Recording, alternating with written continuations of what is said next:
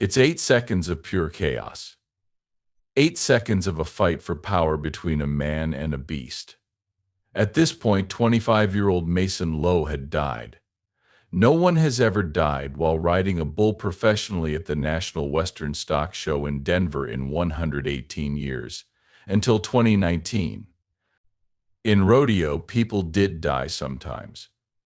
Professional bull riding has been around since 1989, and since then, at least 21 people have died. There was no way for sports fans to have known what would happen on that Tuesday in January 2019, though. This is the sad story of how bull rider Mason Lowe died. But how did he start playing the game? It was September 12, 1993, when Mason was born. His parents, Stacy Lowe and Melissa Reed, moved from Springfield, Missouri to Exeter. The town had fewer than 800 people, and rodeo was the most famous sport there, so it was called the Cowboy Corner. Mason's dad and his cousin went to a rodeo. We can say for sure that he was born into it. Mason learned to ride horses on the farm where he grew up. His young mind became interested in riding bulls when he was only a few years old. People said that he started riding the milk calves on his family farm when he was 3 years old. In his own words, it was clear that he had so much fun that he quickly moved on to steers. Not to take away from Mason's love, but there was nothing else to do in the small town. Football, baseball, and basketball players didn't have many chances to make it to the top level, and kids were taught to focus on what they did best. There was one thing Mason knew that made him strong. It was something he had been doing since he was 3 years old.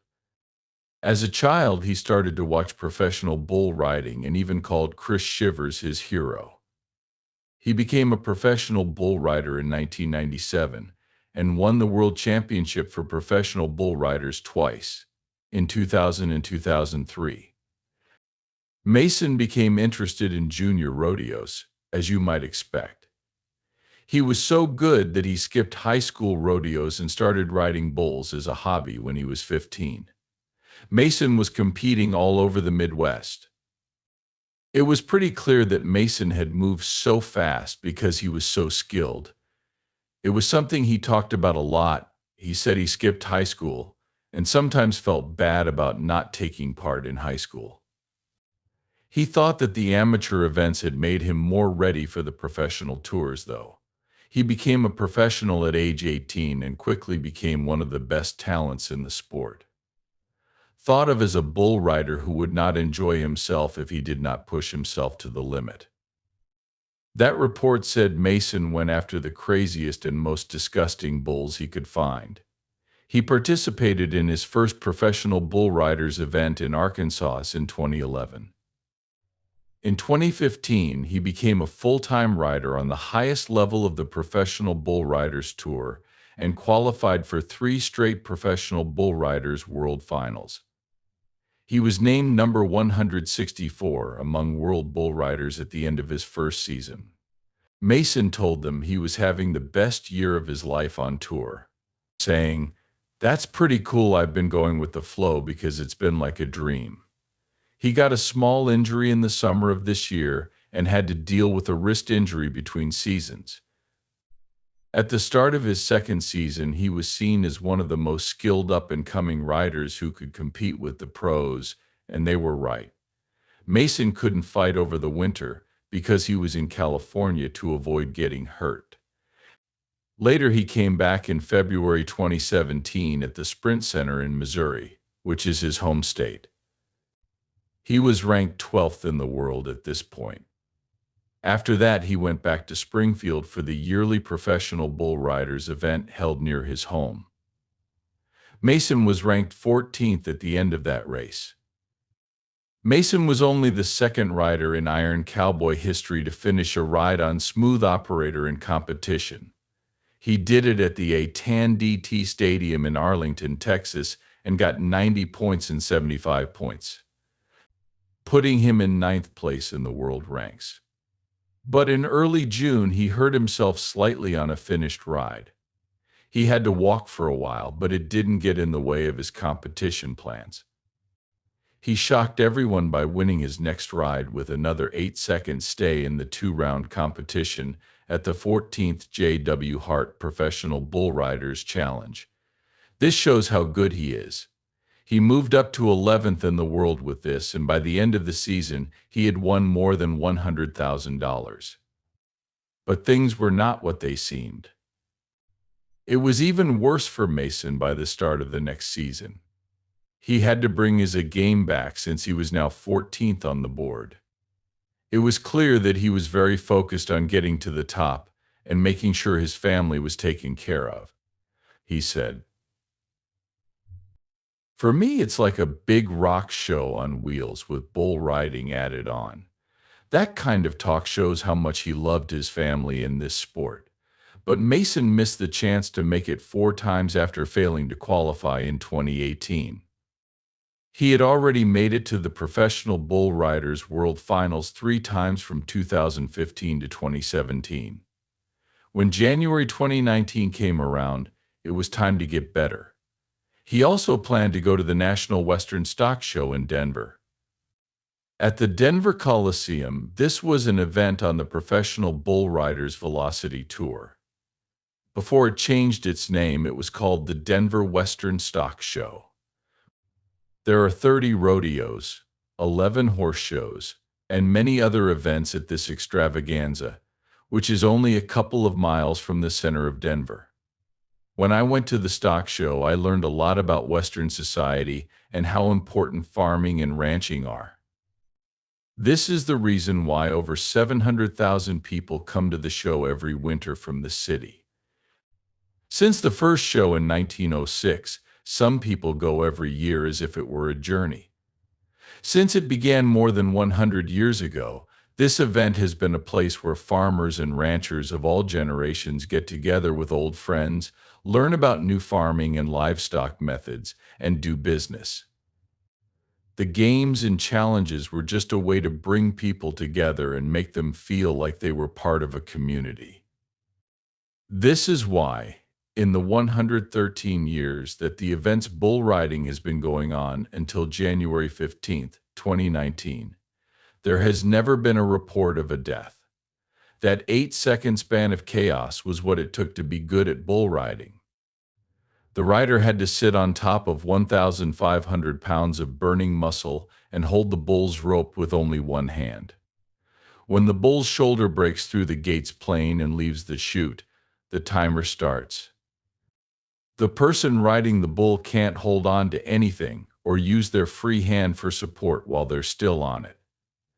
After the rider hits the ground with part of their body or their other hand, the timer starts to run again. You won't get any points if you can't stay for the whole 8 seconds. For the competition, you have to be able to stay on the bull for the whole 8 seconds, even though the bull will do everything it can to get you off its back. How well you can handle the animal and how skilled you are.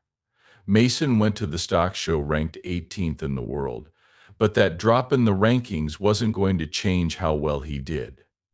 Commenting, he also said that trying not to think and keeping his mind clear have helped him do well in his work.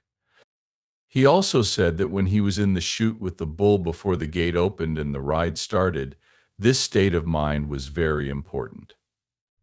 As for the ride itself, he said, that's when you're a second too late in a sport like bull riding, where time was of the essence. Mason's way of thinking was exactly what was needed. In Denver, when it was time for the draws, Mason picked the bull named Hard Times. It's important to note that, despite its name, Hard Times wasn't a very mean or well-known bull. It wasn't like famous jumping bulls like Bodacious or Bushwhacker. This bull had been in more than 30 games without any injuries, so it was clear that it wasn't trying to hurt riders. But Hard Times was big, strong, and athletic, and he weighed more than a ton. Plus, just like every other jumping bull in the ring, when the chutes opened and a person sat on their back, they had the urge to buck off their humans for no reason. Mason did this dance a lot of times and always came out on top, pumping his hand. He had lost to the beast other times when he hit the ground before the 8-second mark. He looked over his mistakes and planned how to beat the beast when another chance came up at that very moment, with his head bowed. On that terrible Tuesday, 25-year-old Mason put on his safety suit and got ready to beat hard times. He was ready as he sat on the mass of muscle, heavy bones, and tough skin, and the gates opened. The arena was filled with screams from the crowd as the hard times came out and started kicking and jumping wildly. But Mason was focused, and with his protected hand on the bull rope, he held it tight.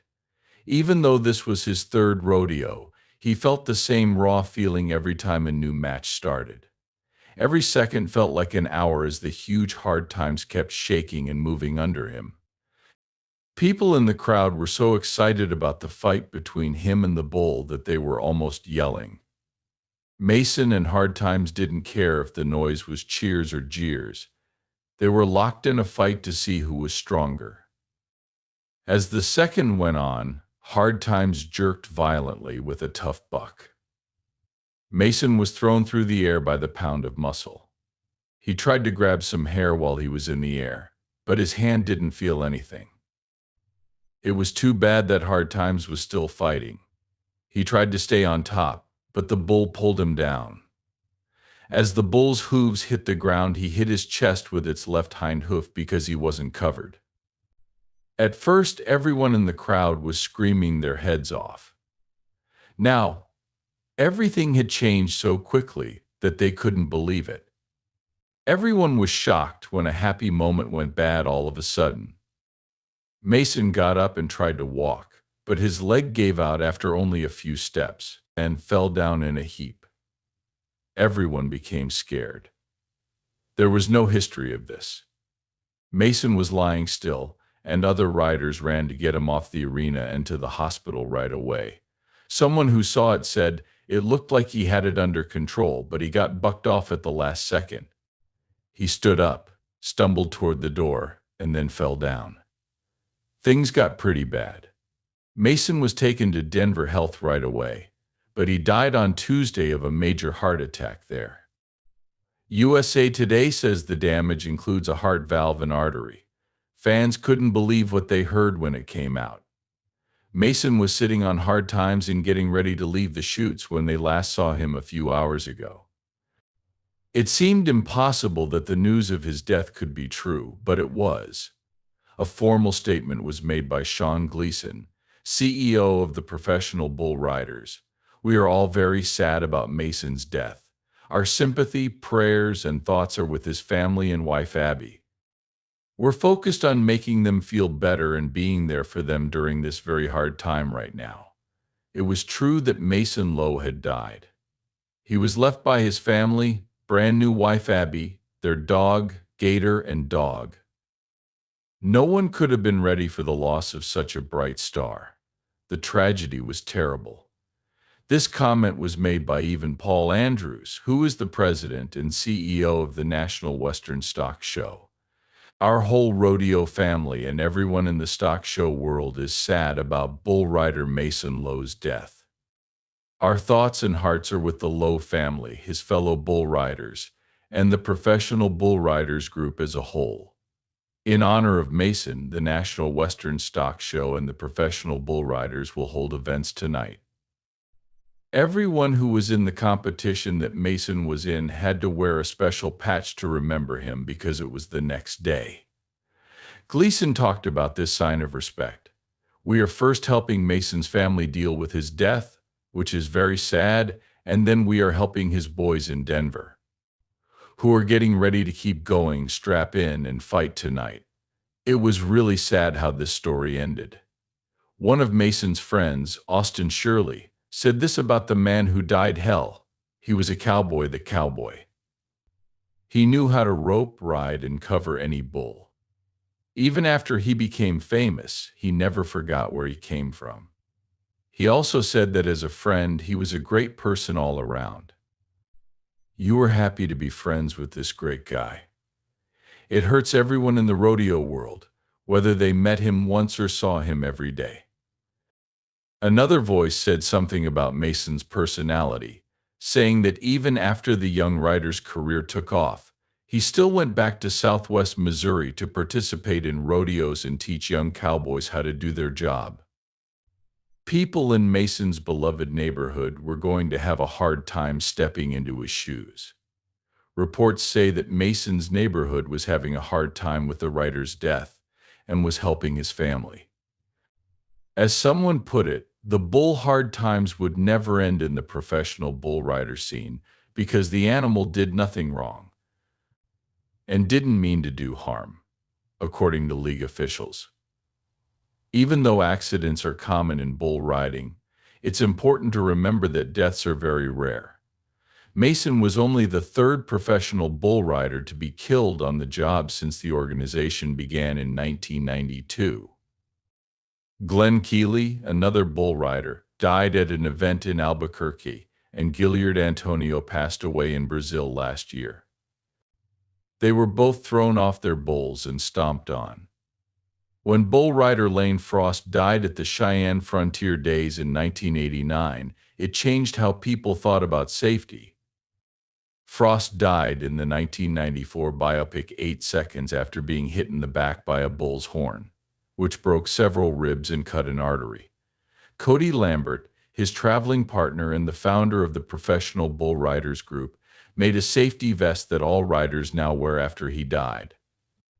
The vest is made up of different parts and looks a lot like a bulletproof jacket. Some people have even called it horn-proof because it spreads the force of a strike over a larger area. According to the Professional Bull Riders Rider Safety Guide, everyone who competes must wear a safety gear. Also, bull riders born after 1994 had to wear helmets. This was another big change from the 1980s and 1990s. Someone who used to ride bulls said, "It's pretty strange. There are almost accidents. Almost everyone who does the sport knows it's very dangerous, but nobody ever dies from it." Gleason also said that bull riders know and agree that their sport is dangerous. He told them about the risks. After Mason's death, the group that represents professional bull riders said that the incident hadn't led to any safety changes for their members. These riders believe that the Western sport, it's as safe as it gets during what is known as the most dangerous 8 seconds in sports. Andrew Gangola, a spokeswoman for the Professional Bull Riders, said that the group looked into possible safety changes after Mason's death. Still, it decided that the event was unusual and that its current procedures did not need to be changed. Professional bull riders have remembered Mason in other ways, though. For example, they changed the name of their yearly premiere series event in St. Louis as the Mason Lowe Memorial, and talking about the Mason Lowe Award, which is given to the Unleash the Beast rider whose best single ride during the regular season gets the most points. The Professional Bull Riders also started the Mason Lowe Memorial Scholarship Program to help kids who want to go to school for rodeo, Western sports, or farming. Mason Lowe had a sad end, and the world of professional bull riding is still very sad about it. Many people who knew and loved him are still thankful that he lived the life he wanted to live to the best.